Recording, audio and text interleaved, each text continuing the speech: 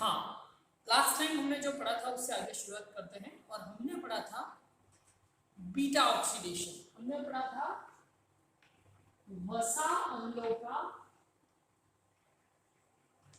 क्या होता है, बीटा ऑक्सीडेशन, और उसका एंड प्रोडक्ट क्या बनता है कि वसा अम्ल 2 कार्बन छोटे हो जाते हैं और वो 2 कार्बन किस रूप में निकलते हैं, एसिटाइल कोएंजाइम।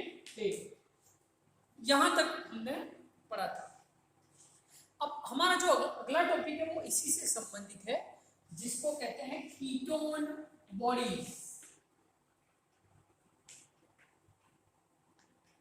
देखिए, ये जो एसिटाइल कोएंजाइम बनता है फैटी एसिड के बीटा ऑक्सीडेशन से, वो क्रेब्स साइकिल में एंटर करता है और डिफरेंट इससे इंटरमीडिएट बनते हैं। लेकिन यदि ये आवश्यकता से अधिक बन जाए तो क्या होता है, जब यह आवश्यकता से अधिक बन जाता है तो क्रेब्स साइकिल में प्रवेश नहीं करता है।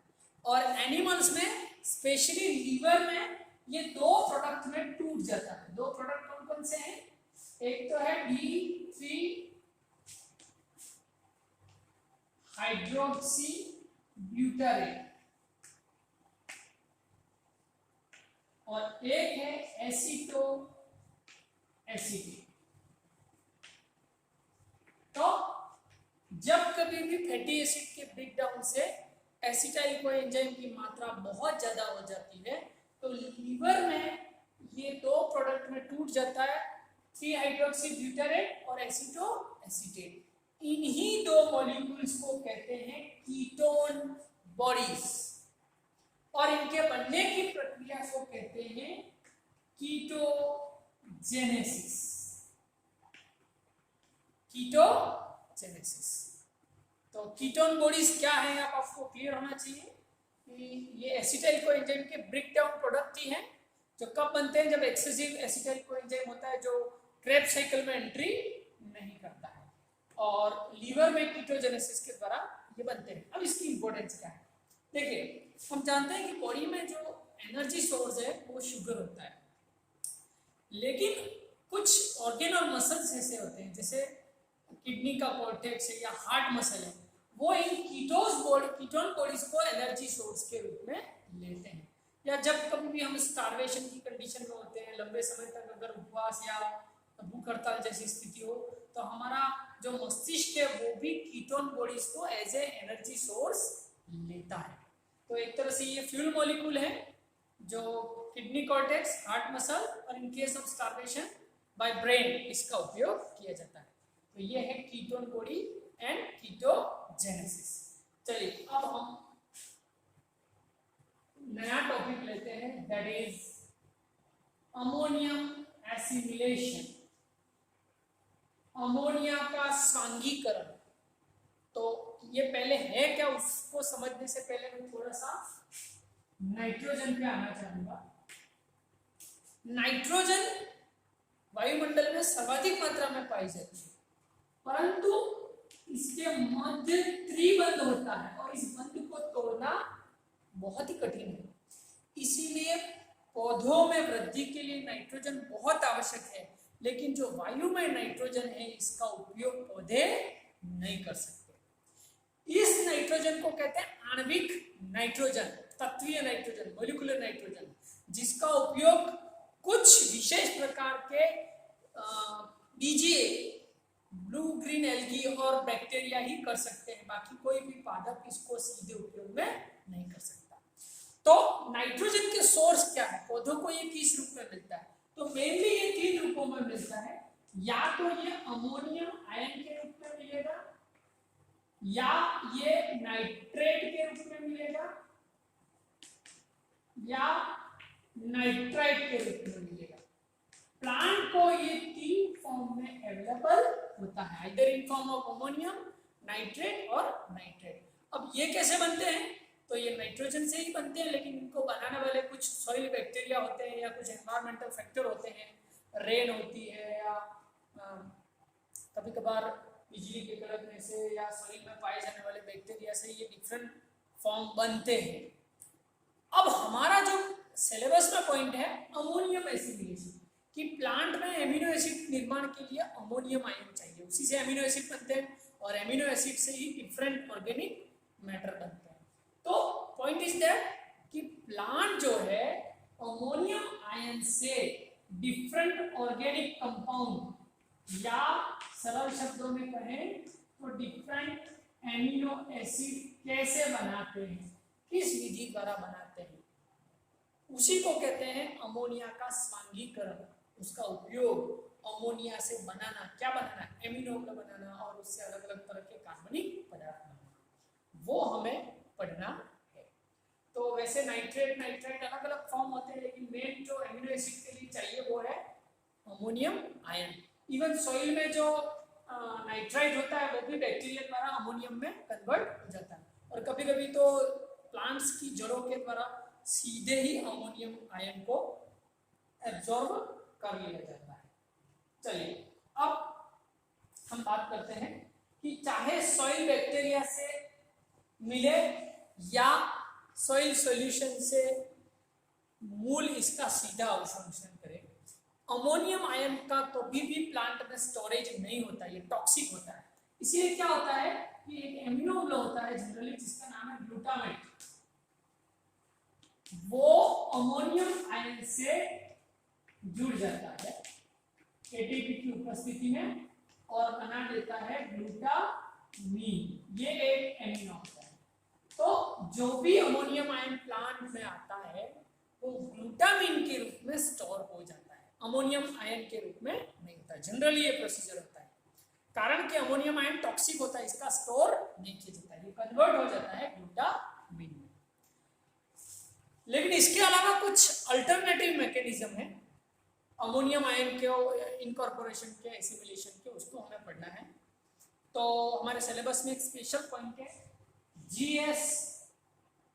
GOGAT pathway, GS गोगाट pathway.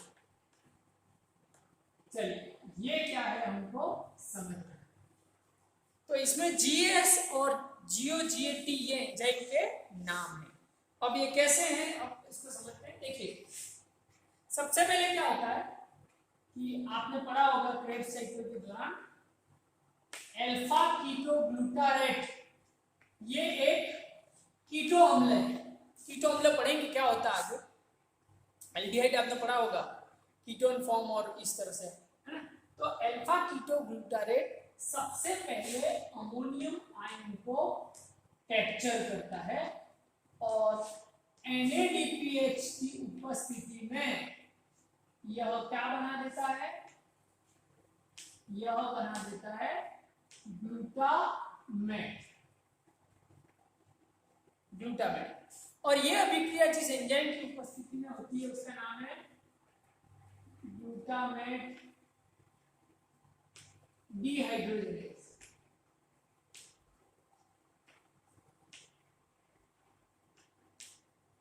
Glutamate dehydrogenase.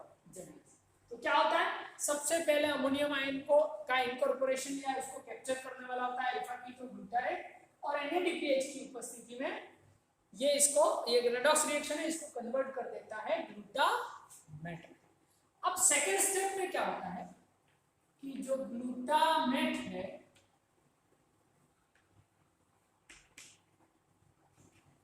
वो पुनः अमोनियम आयन से जुड़ता है ATP की उपस्थिति में और बना देता है ग्लूटामीन। और यह अभिक्रिया जिस एंजाइम की उपस्थिति में होती है उसका नाम है GS। अभी फुल फॉर्म में बता दूंगा। चलिए ये पहली स्टेप, ये सेकंड स्टेप। अब तीसरी स्टेप में क्या होता है, पुनः ये जो ग्लूटामीन है वो किससे जुड़ेगा, अल्फा कीटो ग्लूटारेट से। ये जुड़ेगा अल्फा कीटो ग्लूटारेट से और वापस ये बना देगा ग्लूटामेट। और यह अभिक्रिया जिस एंजाइम की उपस्थिति में होती है उसका नाम है GOGAT।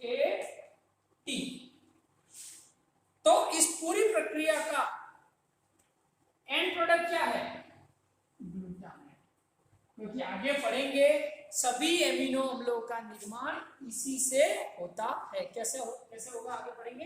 ये है जीएस गोगार्ड पाथवे। यहाँ पर जीएस का नाम है क्योंकि ये ग्लूटामिन बना रहा है, तो ग्लूटामिन सिंथेस, और क्योंकि ये ग्लूटामेट बना रहा है इसलिए ग्लूटामेट सिंथेस। इसका एक और नाम है ग्लूटामिन ऑक्सोग्लूटारेट एमिनो ट्रांसफरेज। इतना याद नहीं रखो तो आपको जीएस और जीएटी। तो ये है जीएस गोगार्ड पाथवे, और इसमें अमोनिया को अल्टीमेटली किसमें बदल दिया जाता है, ग्लूटामेट में।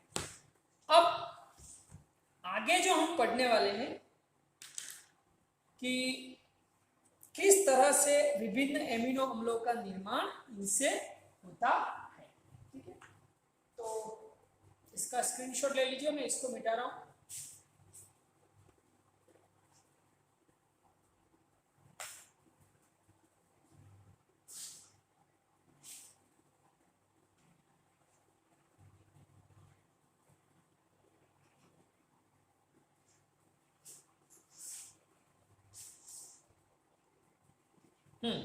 चलिए, अब हम पढ़ रहे हैं सिंथेसिस ऑफ एमिनो एसिड।